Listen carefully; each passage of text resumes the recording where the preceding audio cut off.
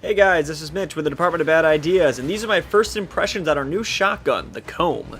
Now, this gun in a nutshell is basically a bullet hell game put into a gun. So if you like firing a ton of shots and just hosing everything, you're going to want to pick this up. Now, I'll start off with the pluses of this gun. The first and most important one, I think, is that the longer you fire, the more pellets you shoot. So, with fire rate, this gun gets hilarious. Not to mention, multi-shot adds more shots on top of that. So, if you're looking to hose a whole area or just fire a lot of shots into one enemy, this gun's got it covered. Also, all of your shots you fire, they bounce and they punch through your enemies. So, as previously mentioned, they hit everything.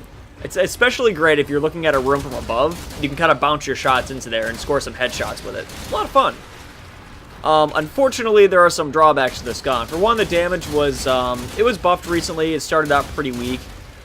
Without spread reduction, a gun is extremely weak. You absolutely need to have spread reduction on it, because once you're spooled up, it goes everywhere, and it doesn't quite have the damage to facilitate you having that big of a spread. So that's definitely an issue that needs to be addressed, or at least something that you can mod for. The gun does come with an 8D slot, so you can put Tainted Shell on at a reduced cost. That's pretty good. The other issue that a lot of players are going to have with this is that the cost to build it is pretty crazy. 500 Oxium is the cost for one of the resources. You need 2 Argon for it. You need 500 Cryotic. It's pretty stiff to build. They did, during the event, multiply how much Oxium we pick up. I don't know if it's a permanent change or if it's just for the event, but definitely stock up on some really quickly and get this thing built sooner rather than later, because we don't know if that's permanent or not. As for the overall functionality of the gun, I really like it. I'm actually planning on polarizing this one a few times to get it to where I want it to be. Like I said before, you absolutely have to get Tainted Shell on this gun along with fire rate, or else it won't quite work right. As far as the general feel goes, there's almost no kick on this gun. It feels really good, doesn't wander at all.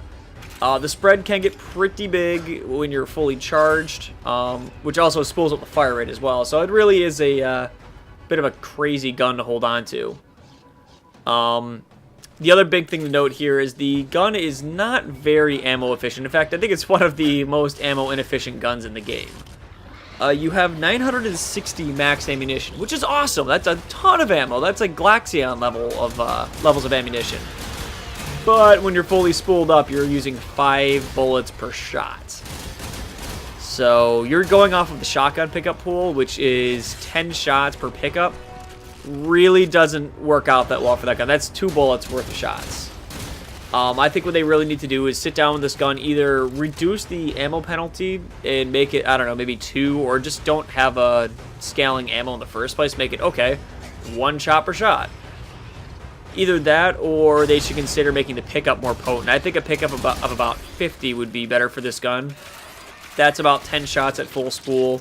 That would work a lot better and definitely give this gun a little more use later on in the game, because I found that 5 waves of defense, typically I've burnt through all my ammo, or I've gone through 3/4 of my ammunition with this gun, and I could theoretically just keep throwing down ammo plates, but I'm an endgame player. I can afford to put down ammo plates. What about the rest of the population of the game that pick up the gun?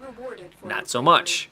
So that's definitely something I think they need to address with this gun, but everything else feels pretty good. It is very fun to use, and it's one of those gimmick weapons they put out that actually has a lot of actual use to them outside of whatever gimmick they have. I feel like it can actually put enough damage out there to fight the infested, which seems to be its forte, and just generally function really well.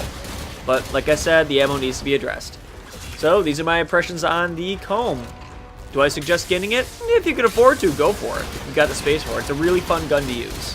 So this is Mitch with the Department of Bad Ideas, signing off.